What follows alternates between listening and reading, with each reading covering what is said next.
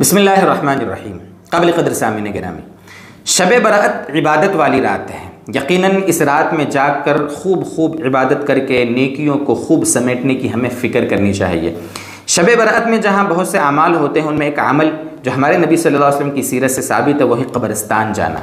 ख़ुद हमारे नबी सल्लल्लाहु अलैहि वसल्लम के अमल से साबित है। मैं आपके सामने पहले रिवायत पढ़ता हूँ, उसके बाद कुछ एक दो मसले ज़िक्र करूँगा कि कब्रिस्तान जाने का मैटर क्या है, तरीक़ा क्या होना चाहिए, वहाँ जाके क्या करना चाहिए वगैरह। देखिए, इस सिलसिले में रिवायत है, तिरमिज़ी शरीफ की रिवायत है। रिवायत का नंबर है 736 और इब्न माजा में भी ये रिवायत है, मुस्नद अहमद में भी ये रिवायत है। हज़रत आयशा रज़ियल्लाहु ताला अन्हा इसकी रावियाँ हैं। वो फरमाती हैं कि मतलब अल्लाह के नबी सल्लल्लाहु अलैहि वसल्लम का कौल नकल किया। तवील रिवायत में आपके एक दो जुमले बस नकल करता हूँ यहाँ पर। इन्नल्लाह अज़्ज़ व जल्ल यंज़िलु लैलतन निस्फ़ मिन शाबान इला समाई दुनिया। अल्लाह अज़्ज़ व जल्ल ख़ास तौर से ये जो शाबान की निस्फ़ रात होती है, यानी निस्फ़ शाबान वाली जो रात होती है, यानी शब बरात, इस रात में आसमान दुनिया पर नुज़ूल फरमाते हैं। यानी अल्लाह की रहमत ख़ास तौर से अपने बंदों की तरफ, अपने मखलूक की तरफ इस रात में मुतवज्जह होती है। और फ़यग़फ़िरु लिअक्सर मिन अदद शारि गनम कल्बिन, और कमा क़ाल नबी सल्लल्लाहु अलैहि वसल्लम, एक कबीला था, कबीले बनु कल्ब, उनकी जो बकरियाँ थी, बकरियाँ पालने में, भेड़ बकरियाँ पालने में बहुत मशहूर था वो कबीला। बिल्कुल वादी भर भर के, बिल्कुल जंगल भर भर के उनके पास भेड़ बकरियाँ होती थी। तो कबीले बनु कल्ब के पास जो भेड़ बकरियाँ हैं, उनके जिस्म पर, यानी भेड़ बकरियों के जिस्म पर जितने बाल हैं, उससे भी ज़्यादा तादाद में इंसानों की आज की रात में, यानी शब बारात में मग़फ़िरत होती है। ये हमारे नबी सल्लल्लाहु अलैहि वसल्लम का फरमान है। ये जो रिवायत आपके सामने मैंने पढ़ी है, हमारे नबी सल्लल्लाहु अलैहि वसल्लम ने शब बारात में ही कब्रिस्तान में आप सल्लल्लाहु अलैहि वसल्लम हज़रत आयशा रज़ियल्लाहु अन्हा के सामने ये रिवायत बयान फरमाई थी। शब बारात में कब्रिस्तान में, जन्नतुल बक़ी में हज़रत आयशा रज़ियल्लाहु अन्हा ढूंढते पहुँची तो देखा आप सल्लल्लाहु अलैहि वसल्लम कहाँ हैं, कब्रिस्तान में है, जन्नतुल बक़ी कब्रिस्तान में। तो पता ये चला कि नबी अकरम सल्लल्लाहु अलैहि वसल्लम जन्नतुल बक़ी यानी कब्रिस्तान शब बरात में तशरीफ़ ले गए हैं। इसलिए कब्रिस्तान जाना शब बरात में हमारे नबी सल्लल्लाहु अलैहि वसल्लम के अमल से साबित है, इसमें तो कोई शक व शुबा नहीं है। लेकिन कब्रिस्तान आप सल्लल्लाहु अलैहि वसल्लम तशरीफ़ ले गए हैं, तो आप सल्लल्लाहु अलैहि वसल्लम का कब्रिस्तान जाने के वक्त तरीक़ा क्या था, आप गौर कर रहे हैं। ख़ुद अपनी बीवी हज़रत आयशा रज़ियल्लाहु अन्हा को भी ख़बर नहीं है कि मैं कब्रिस्तान जा रहा हूँ। आप इससे अंदाज़ा करें कि नेकियां करने में इंसान को कितना मतलब इखलास मतलूब होना चाहिए, कितना इखलास। तो अगर पूरी ज़िंदगी में एक मरतबा भी कोई शख्स कब्रिस्तान चला जाए शब बरात में, तो हमारे नबी सल्लल्लाहु अलैहि वसल्लम की इस सुन्नत पर वो अमल करने वाला समझा जाएगा। मतलब क्या हुआ, इसका आप ख़ुद समझ लें कि कब्रिस्तान जाने को शब बरात में, यानी कि आज की रात में शब बरात जो रात है, उस रात में कब्रिस्तान जाने को ज़रूरी जो समझेगा वो राह हक़ से हटा हुआ है। ज़रूरी नहीं समझना है। हमारे नबी सल्लल्लाहु अलैहि वसल्लम पूरी ज़िंदगी में शब बरात में सिर्फ एक मरतबा कब्रिस्तान गए।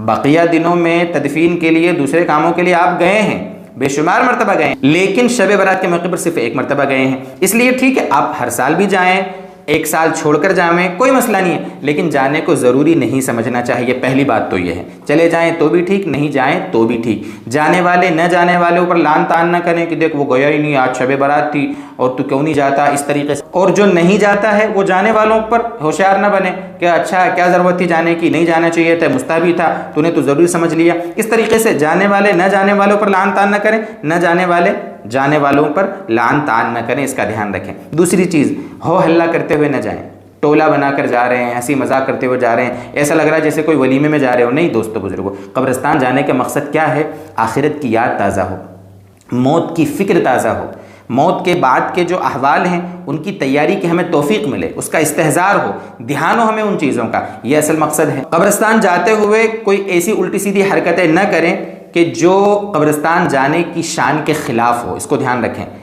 चिरागे करना, फटाके फोड़ना और हंसी मजाक करना वगैरह, ये सब चीज़ें बिल्कुल नहीं होनी चाहिए। खैर, हम कब्रिस्तान पहुँचे।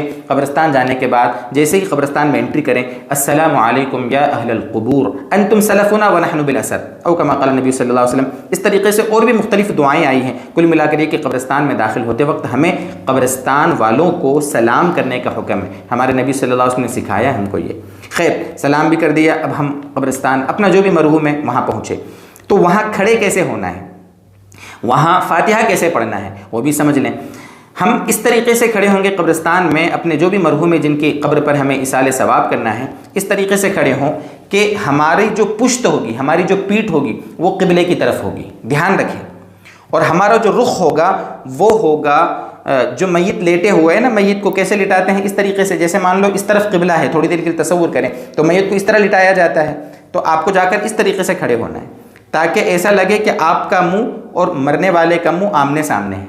और इस तरीके से आप जो पढ़ना है आप पढ़ें, जो आपको कुरान याद हो। अगर आप मोबाइल में देखकर कुरान पढ़ना चाहते हैं तो वो भी जायज़ है। आप कुरान साथ में लेकर गए हैं और वहाँ उसमें देखकर कुछ पढ़ रहे हैं तो वो भी जायज़ है, उलमा ने इसकी गुंजाइश दी है, कोई मसला नहीं। और अगर आप न मोबाइल में देखकर पढ़ना है न साथ में मोबाइल कुरान लेकर गए हैं तो आपको अल्हम्दु शरीफ तो याद होगी, आपको चारों कुल याद होंगे, जो भी कुरान करीम की सूरतें आपको याद है वो पढ़ लें और दिल में नियत करने के अल्लाह ताला जो मैंने पढ़ा है उसका सवाब ख़ास तौर से हमारे मरहूम जो भी जिसकी कब्र पर आप गए हैं और उमूमी तौर पर अल्लाह ताला पूरी दुनिया के मरहूमीन को इसका सवाब पहुंचा दे। बस ये सोच लें, दिल में नियत कर लिया, ये इसाले सवाब हो गया, इत्मीनान से अपने घर वापस आ जाएं। ये है कब्रिस्तान जाने का तरीका। हाथ उठा के दुआ न मांगे, बेहतर नहीं, उलमा ने लिखा है, ताकि देखने वाले को शुबा ना हो कि वो किससे मांग रहा है, अल्लाह से मांगने का हुक्म है। खैर, ये कुछ बातें थी जो शब बरात में कब्रिस्तान जाने के सिलसिले में जो मोटी मोटी बातें आपके सामने अर्ज़ कर दी। अल्लाह करे कि ये बातें हम सब की समझ में आ जाएँ।